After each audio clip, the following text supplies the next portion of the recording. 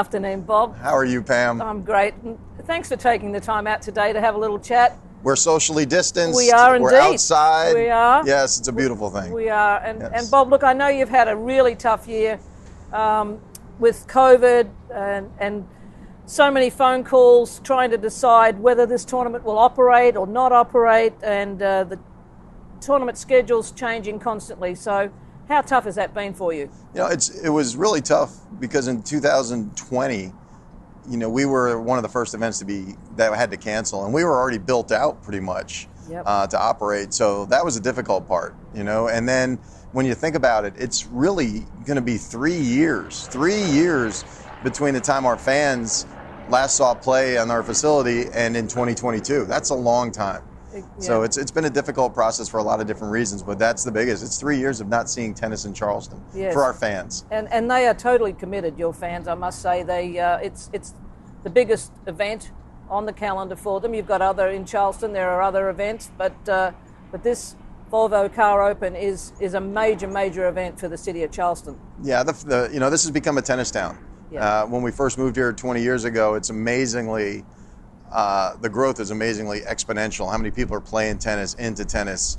They're tennis fans, they're knowledgeable. You know just as well as I do that they love doubles here more than anything else. They sure which do. is unique on the WTA Tour and the ATP Tour. Our fans love doubles. Yep. So it's become a tennis town. Yeah, and this facility here on Daniel Island is also, it's a club. Yes. And it has members. So, you know, it's not just moving in 1 week and out we go. It's a year-round working facility here. Yeah, we're here 365. We're here every day. We're living tennis. We don't come in and operate an event and leave. You know, we're day-to-day tennis. We have junior tennis. We run multiple events. So for us, it's all about tennis and growing the game. Yep, absolutely. So Bob, we're sitting here right beside the Althea Gibson court that we've had to use this year as the main court because of the new construction to the stadium, and we'll get to that later. But how did it come about that you decided to name this court after Althea Gibson? Sure, it's a great question, Pam. And you know, when we built this facility 20 years ago, Althea's family and Leslie Allen both came to us and said, you know, Althea was born in Silver, South Carolina, in Clarendon County, which is not far away, in 1927. Which was new for us. So she was born there and then moved to Harlem in 1930. So, and that's where she took up paddle tennis and became a paddle tennis champion originally. Right. So we were, you know, we definitely wanted to honor Althea, a great name in our sport, someone who everyone should look up to. So it was an easy one for us to name Althea Gibson Court after Althea. And I know the girls love to play on it. It's a very intimate court, and even though this year you couldn't have too many spectators, you were able to invite some sponsors and VIPs. So there was some atmosphere here.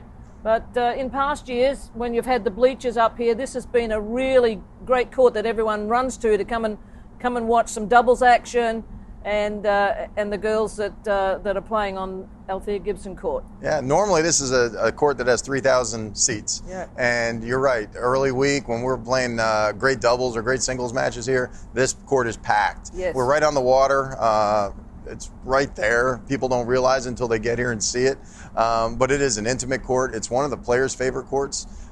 So yeah, I would have loved to have 3,000 fans for both events this year, but unfortunately we are where we are. And it's been a beautiful backdrop for both events this week. Absolutely, absolutely. So Bob, this tournament has a great history. Back in 1973 when it was played at Hilton Head Island, nearly every champion and #1 player in the world has played this event. Then since leaving Hilton Head Island, they've come to Daniel Island. There must be a connection with islands along this coast, I think. But then it moved up here in 2001, and you have had a remarkable list of past champions. What do you attribute that to?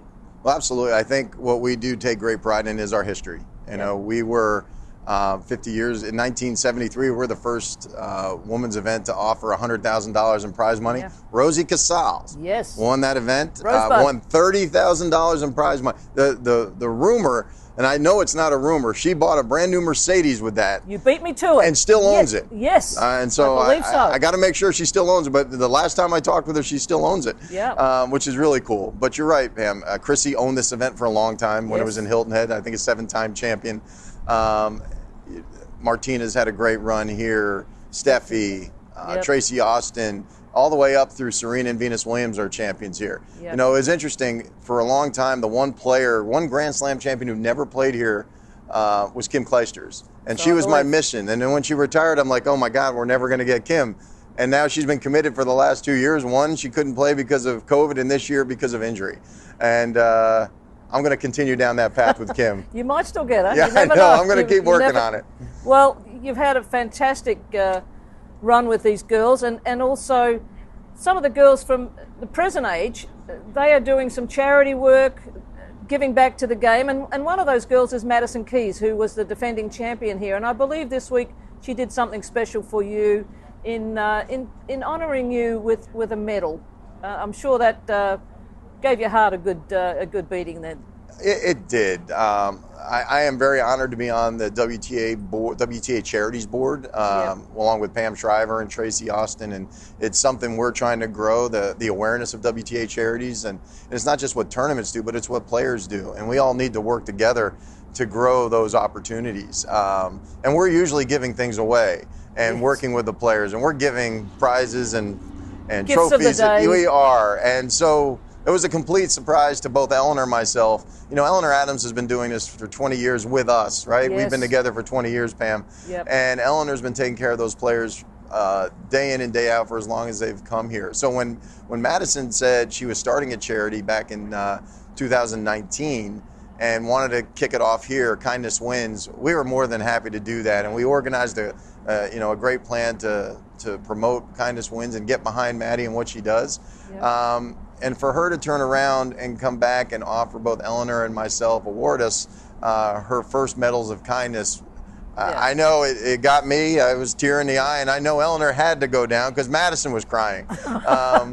But Madison's important to us. Madison's been every time, so it's I think 9 straight years that she has played in this event. Even when she was injured, she came here and gave it an effort, and then if she had to withdraw, she withdrew. But she was always here. She's always been with us. Well, and so it meant the world to us when she won in 2019 because she's always been part of our family, and now she is our family. Yeah. So that award meant a lot to us. Yeah, and congratulations. Yeah, well thank done you. there. And also congratulations because next year you'll be celebrating 50 years of tennis here, and some exciting things are happening just at the other end of this facility. The stadium as we knew it is no longer the stadium as we knew it. It's going to be something spectacular. So take us through that and what the celebrations are going to be like for next year. Sure. So yeah, we're celebrating 50 years of tennis. This whole anniversary thing that gets mixed up, but what I know is this is 50 years of tennis for us. Yep. Starting in 1973 and next year being 2022. We are very blessed to have Ben Navarro and Kelly Navarro purchase the sanction of our event a few years ago. They are committed to tennis. Yes. They're committed to growing the game, and he and Kelly challenge us every day to how do we do better, how do we do more, and then he stepped up and said, well, we're going to fully renovate this stadium because we want to be better. Yep. And we want to provide a great backdrop for these players and do what we can to make this special. So it's a $50 million renovation on a stadium that was built in 2001 that is being built all about the players, which means new facilities, everything's permanent. Right now, Pam, as you know, we do a lot of temporary stuff to run an event. That facility will be all permanent. New gym, new locker rooms, new treatment areas, all the things that players need. What we're really excited about is they're going to have a great dining opportunity overlooking center court, new VIP space. Can't wait. We can't wait, and we're excited for the players. Really are. Well, thank you, Bob, and thank you to Volvo and Ben Navarro and everyone involved here at this tournament. It's been fabulous. I've been coming here for 20 years. Probably won't make another 20. But you're coming next year. I will be here next year. Yes. Thank you, Bob. Thank you, Pam. And hey, 20 years for us means the world to us that you continue to come back. Just like Madison comes back. Pam, you have always come back. We love it here. We love having you. Thank you so much. Thank you.